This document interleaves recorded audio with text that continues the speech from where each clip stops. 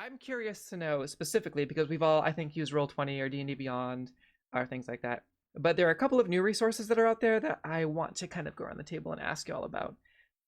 Specifically, Foundry, if anyone has used Foundry, or TaleSpire, or if anyone knows of any other virtual tabletop resources that they like to use other than Roll20, D&D Beyond, or anything else really. Like, what do you find is the best sort of medium to show your games to an audience in an actual play? I mean, I use Roll20 for the maps occasionally. I mostly use it because it's a good sound mixer for it has a good like music mixer, and Yeah, that's pretty much the only reason I use it. Sometimes I show maps. I prefer to show faces over maps though, because yeah. maps are boring, and also a lot of people just listen to the game, Hmm. or our some of our viewers or some of our audience is visually impaired. So Yes, it's nice to be able just to not have to rely on maps. I also find that it exactly. slows down the game a lot. Strangely, describing something like, "Oh yes, the it's over there on the wall," is much faster inside of people's minds than if they can actually just like see it for some reason. Like it's the way that we process information for these type of games. It's I don't know. That's I actually don't a really love good point. maps. Yeah. I'm boring. I use Roll20. No, me uh, too. Same. yeah, I use the Beyond 20 extension so I can have Same. everyone have their, character sheets in D&D Beyond, and then the virtual tabletop of Roll20. I know we're talking about using Foundry soon. We have friends over at TPK Roleplay who are starting to cycle into Foundry and have found that to be a better experience as far as like visual stuff and having everything in one place. Especially since you only need like the one person to have I think the subscription for it, and everyone else can just have the free version of it. There is one virtual tabletop that I've heard really good things about and have yet to actually like sink my teeth into, but Owlbear Rodeo. That's something that I've seen from Sly Flourish that I have desperately wanted to check out. Um, I think I have some time sanctioned today just to go and check that out, so I'll be experimenting with that shortly. Um, but yeah, I feel like I'm the same mindset of having the theater of the mind is way faster than throwing a map together. When I first started DMing like just over a year ago, I thought I had to make a map for everything. So I spent a lot of time doing that and wasting my time doing that because there Mm, was absolutely no reason to do it. yeah, It would I'm just still freak stuck on people that. out and think that, oh, combat's gonna happen. It's like, no, no, I just wanted to make something pretty. I guess I could just do that for myself instead of spending an inordinate amount of time trying to point. No, guys, over here. No, it's over here. Over and let me ping it, and it's a whole thing. Um yeah. What about you, Conri? What do you guys use? Nothing. We are I entirely Yeah. theater of the mind. We are entirely dice based, like actual rolling dice based. I love that. We our character sheets are on paper or on somebody's personal computer. We're old school, old school. One of our players is actually very good at Excel sheets, so she creates almost all of our stuff in house if we are going to have something that's automated. Otherwise, it's a lot of us going back and forth with like just the old school method of taking notes, keeping track that way. I'm a fan of moving tokens around on the table, so like we use modified. If when we're playing D&D, we use modified mana. The spell slots converted into points that you just spend rather than having to remember what specific slot you have of what spells and shit. It's just use it and dump it. So we have the little glass fishbowl beads that Nice. our players actually just move around. I've used poker chips. I'm very much in the old school method of doing combat because I never had the money to go and just buy maps and Right? buy Yeah. Yep. miniatures and shit like that. So I've been playing since you know 1992 in my mind. So maps really don't come up, and it's because our style of play is very narrative focused. Everything is meant to be heavily described. Um, I try to say, describe what you're doing to me as though you were reading it off the page of your favorite novel. And that usually leads to big descriptions. And also, I'm a big fan of systems that have actually adopted something from Exalted. Because Exalted does this. There's an inherent dice bonus for describing shit in a cool way. It's called a stunt die. I like that. Did you So do good. did you describe this in an over the top anime kind of way? Well, yeah, cool. Add 2 dice to your pool. Like it's such a good thing. So occasionally, if somebody describes something really awesome, give advantage in D&D. Just D&D is a little difficult to work with. I could talk about mechanical stuff with that, but how that works. But there's little things that you can do that can bring more description to the table. And I virtual stuff, like I don't use D&D Beyond. We track all of our stuff, which just like, hey, mail me your character sheet. And I'll look it over. That's we don't awesome. have any Yeah. built-in stuff. I share my PDFs with my players via a Dropbox, so everybody has access to the core book of whatever game we're playing. And because we're playing so many different systems, I have system shock sometimes running games because I'm like, that's not a rule in this system. Sorry, hold on. We'll switch my brain over to how many different D10 systems I run. There's trying to use a system that is across the board on each game. It's difficult to keep track of stuff, so it's all pen and paper, old school. Conri, do you ever get people that like leave comments on your YouTube videos or anything like that that are like asking for dice cams? Because we get that sometimes, where people get really uppity about wanting to see the dice rolls. We hear that. We've heard that like once or twice. Or is it lags out when I ask a question? Once or twice. Give you as many signals as to how I'm doing it. But not really. We're very much forward about saying that, like, listen, everyone's I've heard that a lot. Yeah. rolling her dice. It's an honor system. Also, there's times the DM isn't going to roll their dice in front of everything because, we use the dice as much as we can, but we don't like improvisation and random chance occasionally create sideways scenarios, so we like the ability to correct. It's like the idea of randomized characters. Like, I'm just gonna roll dice until I have a character.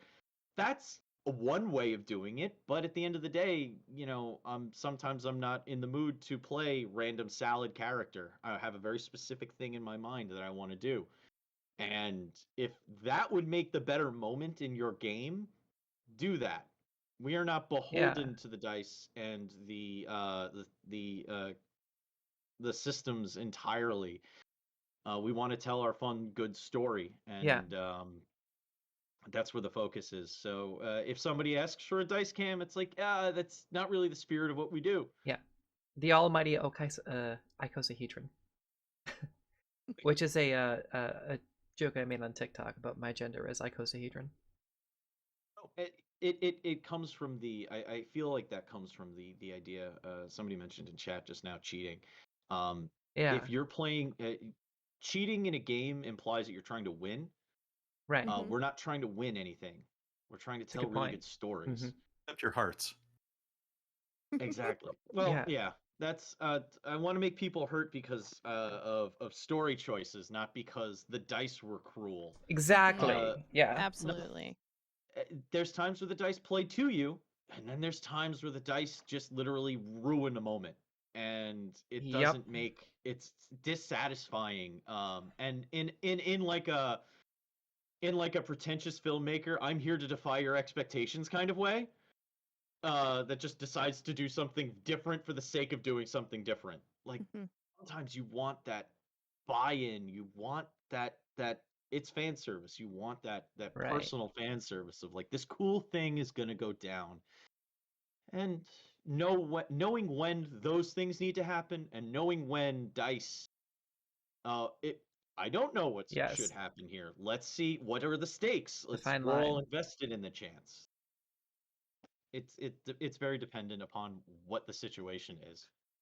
Yeah, no, exactly. And I think that that's, walking that line and having the skill as a DM to be able to say, this fight is over. And I think this was Daniel Guan that said this first. I could be wrong. I'll have to double check. But on one of the D&D Beyond interviews, it was the fight.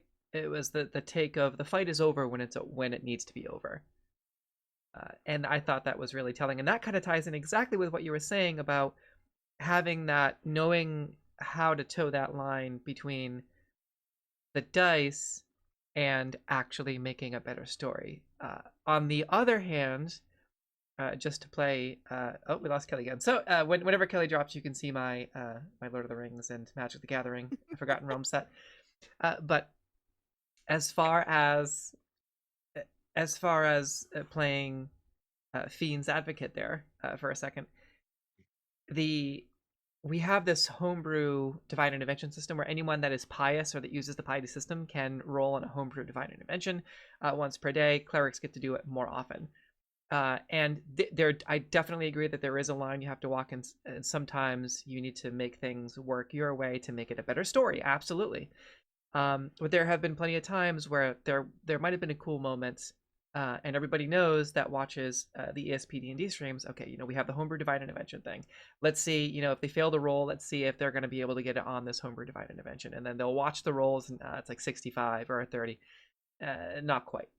But people always ask the question, how in the Nine Hells did your players defeat Artist Climber? How? Artist Climber is not supposed to be defeated, right? So that was the whole thing. First of all, I don't like that concept. I don't like that there's this NPC that you're not supposed to be able to fight. I don't like it when WotC tries to tell me what to do. First of all, second of all, yeah, that is more of a choice yeah. for the storyteller / DM in Yeah. that situation. And there are moments where, like, if you have set up a big bad and the dice decide that they're going to be embarrassed right now, like that kind of spoils the whole concept of the character, So yeah, that's WotC saying, hey, this character is meant to be this big ominous thing. Yeah. Maybe, like that I always take that as a suggestion. They're doing it much better now. In Fizzbands, they started putting things like aspects of gods, so that you actually like an aspect of Bahamut. So you can punch him out. It's fine. Bahamut's still alive somewhere, but like this toe of Bahamut is dead. Yes. It was like when they used to release deities and demigods. It's like here's the stats for Jesus. Like, really? Are we supposed to like statistic? Does Jesus have levels in Barbarian? This doesn't make any sense. I want to play a game where we fight Jesus now. There's putting stats on greater eldritch concepts is really like you're missing the point of that character concept if you're applying stats to them in a way. Yeah. Does Vishnu not have multi-attack? This doesn't make sense. We are warriors of Cthulhu. We are servants of Cthulhu, or one of the Eldritch Horrors, and are the final bosses to defeat Jesus Christ in an epic battle on the top of, I don't know, some holy mountain or something. That would be an epic campaign, and you gotta it's like Cthulhu versus Jesus at the very end. You're channeling your aspects. Jesus using tonfas. Yeah. Water walk. But incredible. Yeah, but that ties back into the Artist Climber used the Dimension Door, because I was like, okay, that seems reasonable, right?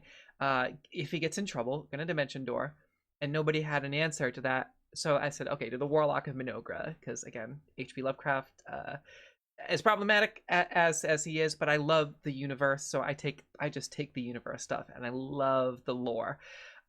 And the universe that was created, and that's been added to because it's kind of like almost open source now. But very taking much is by rules. Yeah, which is great. I was recently looking into public domain, so yeah. So went to use the Dimension Door, and nobody had an answer. I'm like, well, he's gonna get out of there, and the whole thing was that Dreadlord Halia Thornton, it's another story, wanted the Ring of Winter for herself, and that was like their secondary mission, was to recover the Ring of Winter. So I was like, all right, roll on our homebrew divine intervention, right?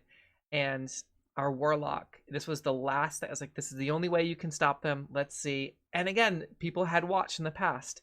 Our viewers and our community members had seen this homebrew divine intervention roll fail and fail and fail. And sometimes I think it succeeded a couple times in things that were a little bit mundane. But this time, as Artist Climber is about to dimension door out, I described it as the player rolled, I think, a 2 or a 3, which is a success. And I was like, okay, here's what happens. Artist Climber wraps him and Dragonbait in the Cloak of the Mountebank and is about to teleport out with Dimension Door. And you can see like the rippling shift in time and space as they kind of phase out of existence. And as they disappear, these sort of shimmering, shadowy tentacles emerge from your back, and you can see these tentacles just fly forward several hundred feet, almost like Doc Ock, but you've got the same, these 8 or 9 tentacles just whip down the steps of the pyramid into this dimension door.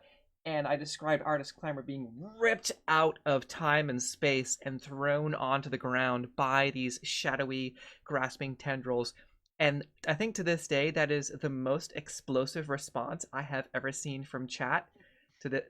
Our community, our chat was literally screaming to see this character that a lot of them had interacted with before and had been frustrated with, pulled out of a dimension door by an Eldritch Horror and slammed prone onto the ground with a successful Divine Intervention roll. So in that moment, having a system that has failed and then seeing it work so poignantly in that moment, again, one of the most explosive reactions I've ever seen from chat. And that chat has always been like, what are you gonna do? Like, when's something cool like that gonna happen again?